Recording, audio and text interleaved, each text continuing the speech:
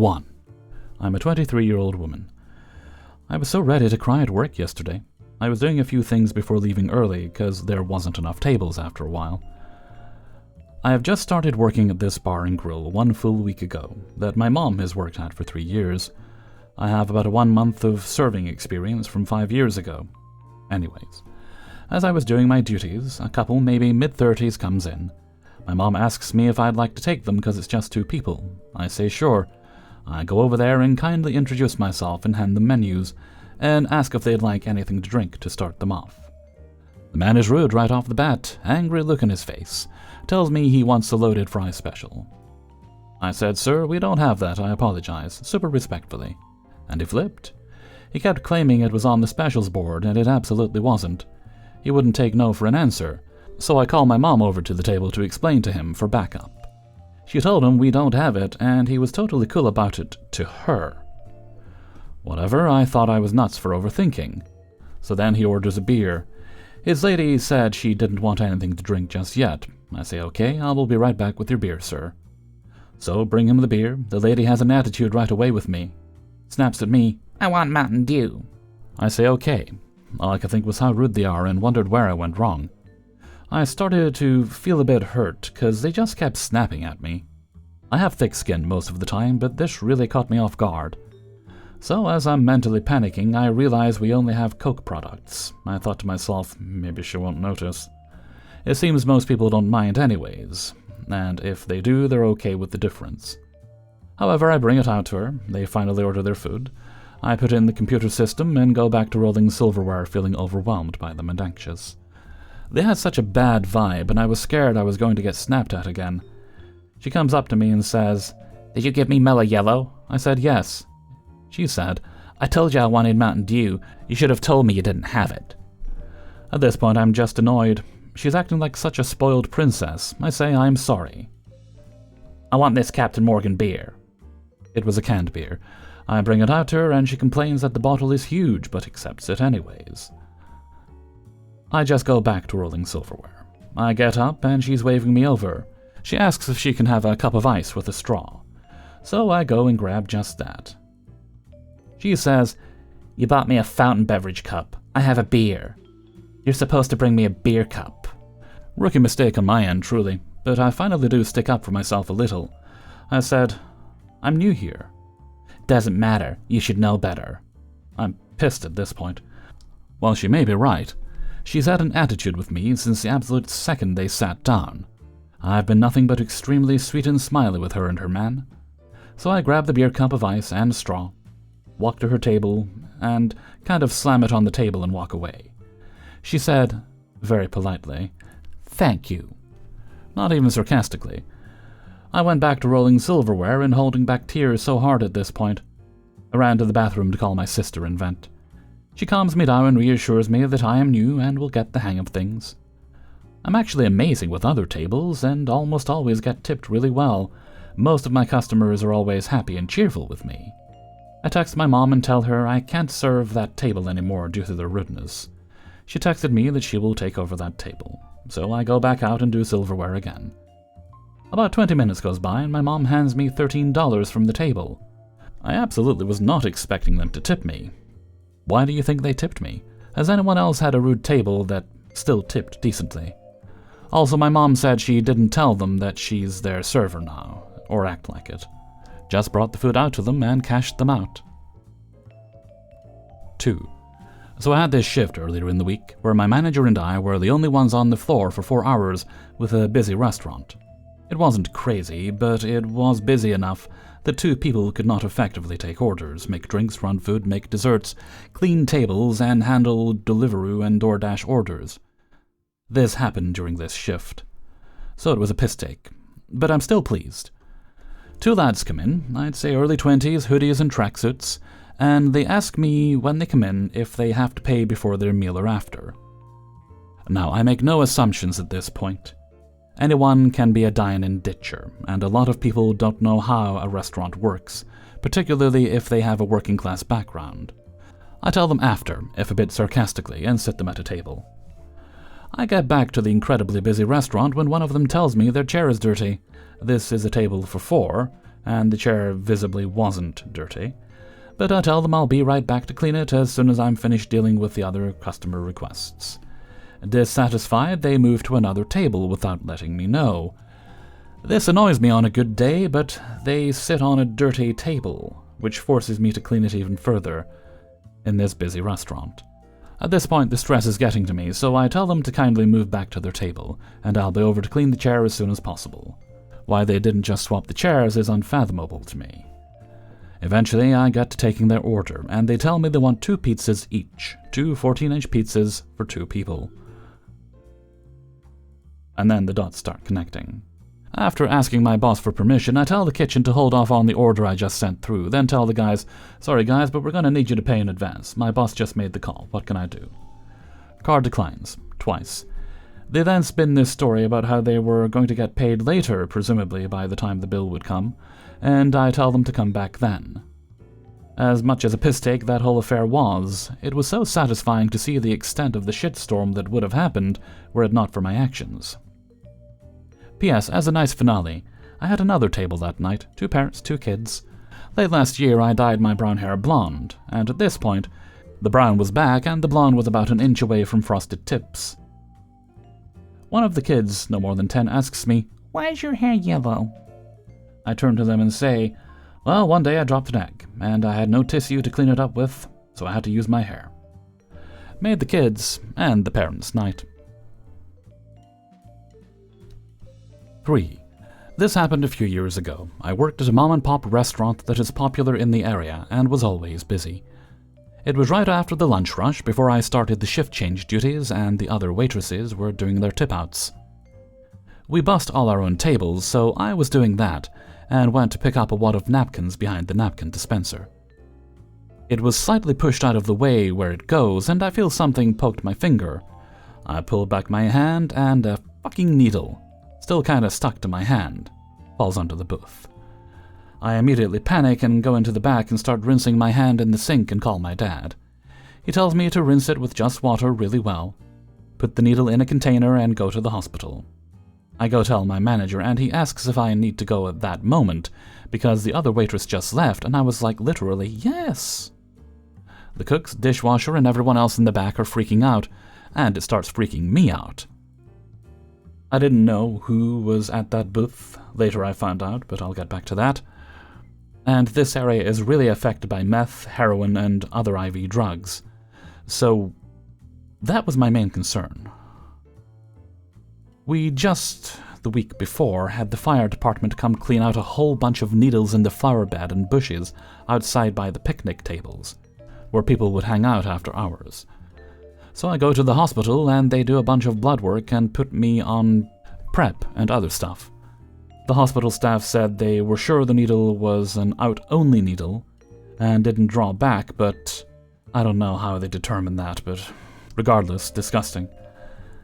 The next day at work, everyone had already heard about what happened, and one of the waitresses remembered who sat at that table I was bussing when I got poked, and told me his name and that he was diabetic and used insulin. She said he has left needles on the table before. Why? We have a sharps container in the bathrooms, but usually on his plate and capped. The medicines they put me on were the same things they put nurses on who get poked by a used needle, and it absolutely destroyed my stomach, so I had to call out of work for a few days. So life goes on, and a few weeks later I'm talking to an older man about his new truck. He just put fancy rims on. We joke around and chat while I notice the other waitress in back of house looking through the food window. Out it has, but I assumed I was spending too much time talking to him, and they were deciding if I needed saved or not. Anyway, he leaves and they come back and ask me how it went. Come to find out, it was the guy who leaves needles. Lo and behold, I go to his table, and capped and on his plate is a used needle. They thought I knew and was telling him about what happened, but I had no idea. So a couple of weeks later he comes back in, and this time they tell me, so I tell him. He asks if I have health insurance and what happened, and I told him I have to get blood work done every 6 weeks for 6 months, and every 6 months for 2 years to make sure nothing comes up. He promises me he has nothing, told me it was an insulin needle, and apologized a million times and quickly left, and literally never came back. He was a regular that came about once a week for years, so we're positive that he never came back because of the situation. Nothing ever came up in my blood work. I still get yearly blood tests and got hepatitis immunizations redone as a precaution. Just a wild story for y'all. Everyone always freaks out when they hear that story. 4. Hi folks, DB Hawk. Don't let the 3 make you scratch your head, it's my way of spelling for an E. Here, and I have a quandary, a strange one. As the smartphones have evolved, so have some apps. One in particular is the app for my workplace, known for the famous, or is it infamous, Whopper.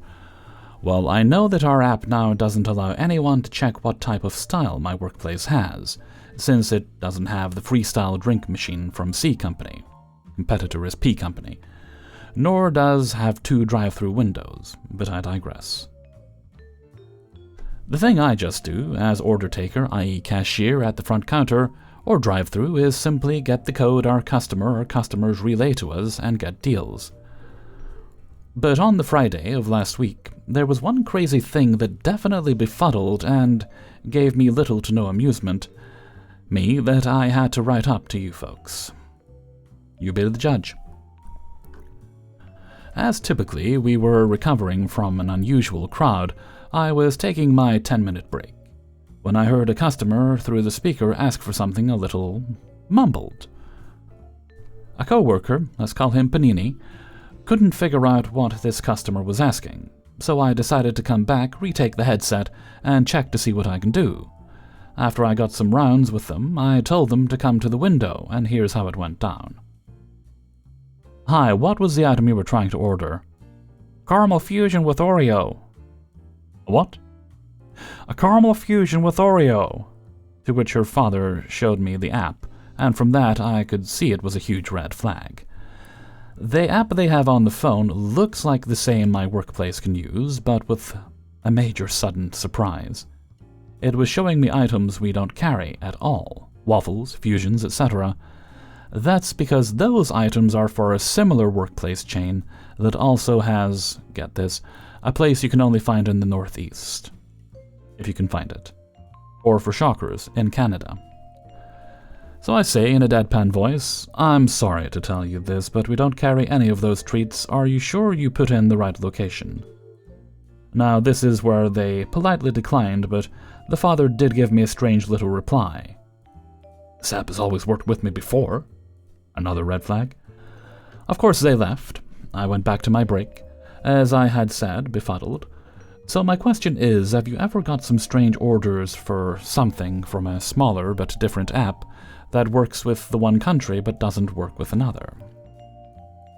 An edit to clarify, if you're wondering about this strange workplace connection, both my workplace and the one mentioned above are both owned by the company best known as a Central Baseball Reference, whom also owns a chain named after the cartoon Sailor Man who eats spinach that Hawk's Fried Chicken, made in the state New Orleans, is located. 5. I was a concierge receptionist at a country club for a short time. I had always lived near this one growing up and had never been, or known, a member myself. I'd assumed people joined who liked golf or who wanted a place with a pool to hang out with friends, or needed a private spot to host business meetings, practical things like those.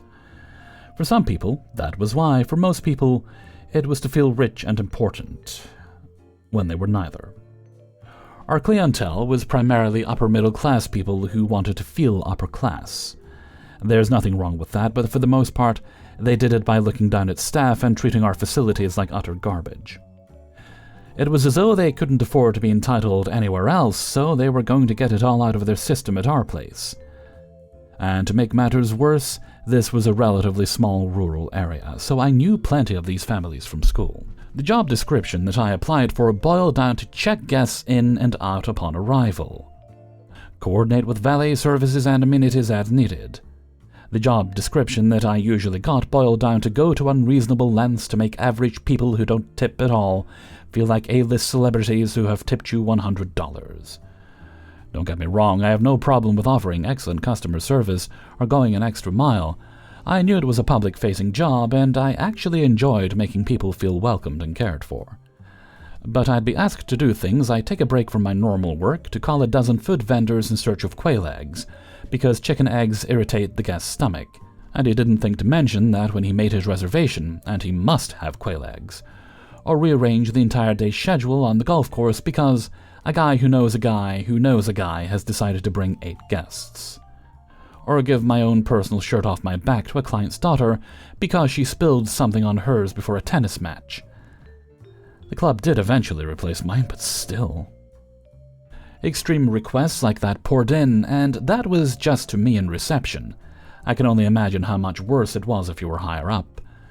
So bearing that in mind, my job could be irritating, but the pay was well worth it. There aren't many jobs in my town, and a gig at the country club was a prize. But still, this was the day I quit.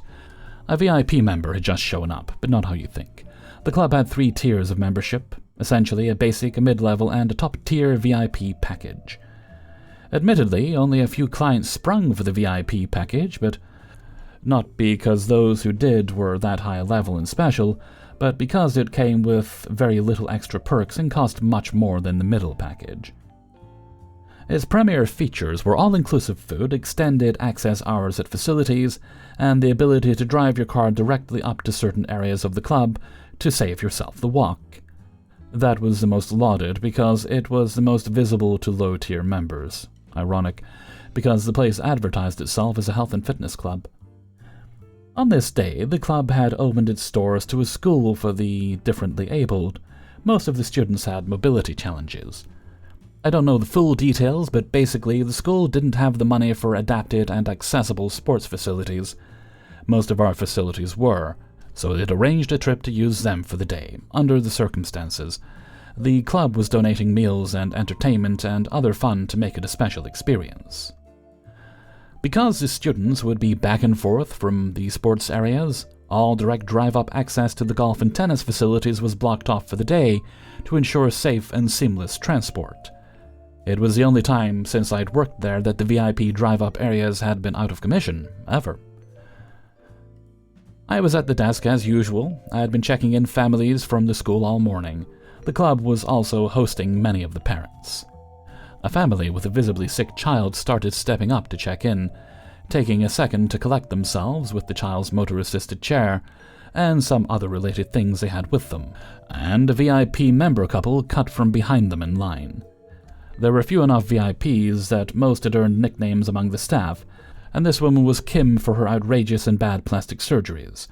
She had a boyfriend who I think was the original member before she glommed on. But he was pretty normal, so if he had a nickname, I don't remember it. At first, I gave this couple the benefit of the doubt because it is technically a VIP privilege to be able to cut the line, and we were trained to say, "Excuse me, we just need to assist a VIP." The owners mistakenly thought it would add an air of allure and celebre to the club, but instead it just made us feel more like posers than we already did. Most VIP members, shameless as they were still too embarrassed to ever do the line-cutting thing.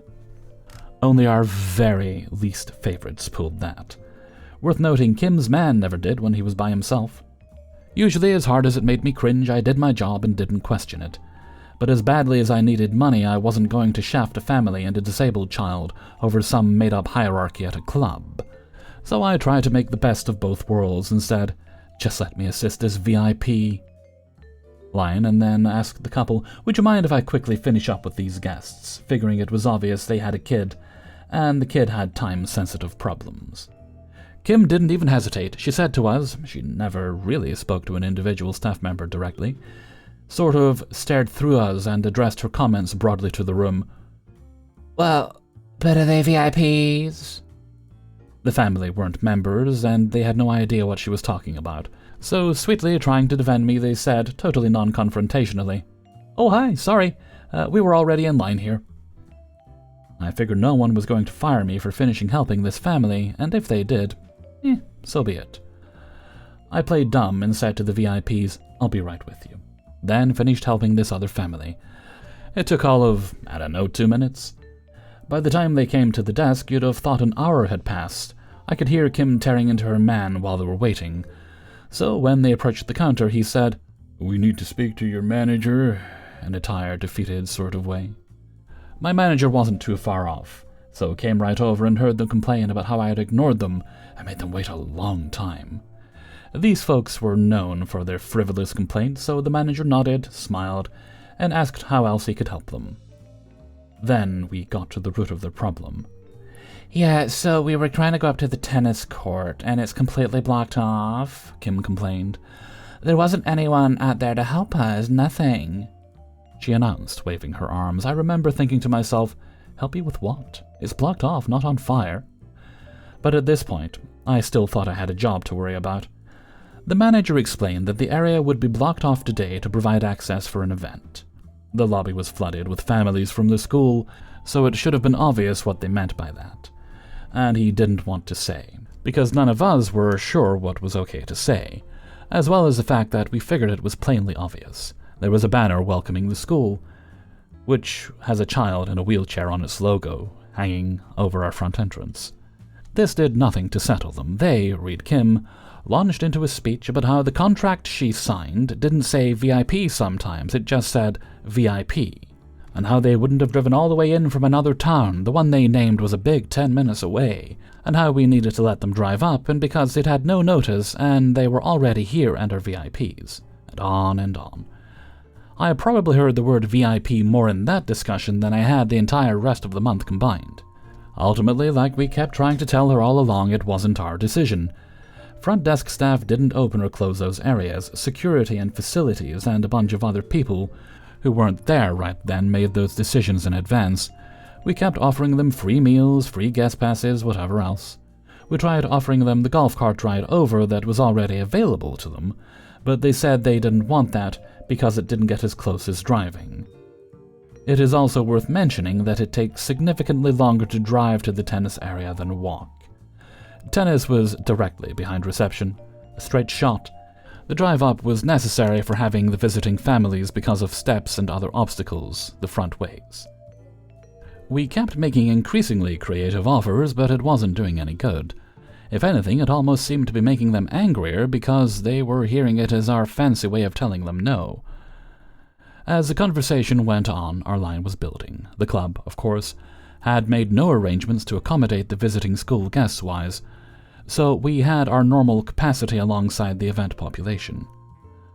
The lobby was packed. Long lines were forming, full of disabled children and stressed parents who were meant to be there for a fun day of relaxing. My manager could see this unfolding, so asked Kim and her man to finish the conversation with her in her office if they wanted to talk further. Kim was crazy, but she wasn't stupid. She knew what we meant. She collected her man and stormed off. We hoped they were just going home for the day and would let us deal with them when we didn't have a big, logistically complex event running at the same time. They went outside, but we could hear that they didn't leave right away. They stood out front arguing between themselves for another 5, maybe 10 minutes, before the whining dissipated. Already this seems like a lot more effort on their part than it was worth, right? Well, they were just getting started. After they finally got out of the front of the building, they started calling my boss's boss, then the owner. The owner was cut from their same cloth, so had no issues putting them off until tomorrow. It's now about 3 hours later. I'm out at the tennis courts helping work through any scheduling mishaps that have arisen from the day's events. That's when it happens. Kim, behind the wheel of a Tesla Model Y, came barreling past the blockades into a gathering area set aside for children and their families, barely avoiding hitting a mother and child. Kim was trying to pull into where the parking spots typically were, but we'd reconfigured everything that day to accommodate that larger crowd. She was driving so recklessly she didn't notice any of the staff desperately trying to flag her down when she blew past the blockades. Her car, coming crashing in, sent the crowd scattering.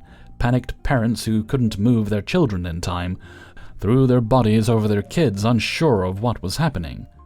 And when staff approached Kim's car, she angrily screeched, "Where'd my parking go?" Her car was escorted off the premises. Their membership was suspended. Mr. Kim wasn't even in the car. From what I was told secondhand later, Kim had told him something to the effect of, "I'll handle this," after their blowout argument, and he was cluelessly waiting after trying and failing to get her to just go home. but he still lost his membership also. She was technically a secondary on his account. Perhaps my favorite part of all this, it's a small town, so people talk. Plenty of higher-ups from the club were there that day for the charity event, and those who didn't see this happen heard about it almost as fast. Kim and Mr. Kim try to pass it off as an accident. Tell some story that she got confused by the blockades, lost control inadvertently while trying to navigate, blame it on us, etc. But too many had already seen them trying to get around the blockades earlier and heard them having their very public argument, so that fell apart. Suffice it to say, it wasn't very good for either of them to have the rumors of this day swirling around their reputations. But at the end of the day, the meeting reviewing the incident was not about how the staff were mistreated or the visiting families were placed in jeopardy, but how to contain any potential upset this might cause among VIP clients, whether we should have foreseen this being an issue and created 2 separate parking areas or whatever. And that's when I quit. I gave 2 weeks' notice. I didn't just walk out. Again, it's a small town. And of course, I needed a reference. I was there long enough to get the all-club email they sent out, which basically said, VIP membership privileges are available under normal operating conditions and may be subject to change for special events. Handicapped accessibility as directed by emergency personnel or other extenuating circumstances. We ask that you extend complete deference to the direction of the staff, but rest assured, a full day's rate compensation will be automatically credited to the account of anyone affected in such a scenario. Any lingering doubts I might have had about quitting were erased by the fact that they had to send something like that. Oh, and to cap it all off, several members submitted unsolicited letters of reference on Kim's behalf, lobbying for her membership to be reinstated. Hey everybody, Hellfreezer here, and thank you very much for listening to Spinning Plates, episode 242. And thank you very much to everybody who allowed me to use their stories in this video. Before you go, please hit the like button, and share the video with family and friends. If you'd like to get the videos early, then that's easy enough. You can support me on my Patreon page, which is linked in the description. Support me there for as little as $1 or more a month. You'll also find a link to the Hellfreezer merchandise store on Teespring. And if you really like today's video, you can leave a tip by clicking on the heart with the $sign underneath the video. And while you don't have to do any of that, I appreciate it and it helps a lot. Right, no other business today, so let's move right along to Hellfreezer's question of the day. And today's question is, do you prefer lighter nights as we get more into the summer months, or do you prefer the darker nights of winter? It kind of depends on my mood and my emotional state, but it used to be that I preferred the darker nights. But if I'm getting up earlier anyway, I generally will prefer the lighter nights because it gives me more time to get out and do things. But that's my point of view. Let me know what you think in a comment below. And before we go, we'll have the answer of the day from a previous video. And I believe this is in relation to which kind of pasta do you like.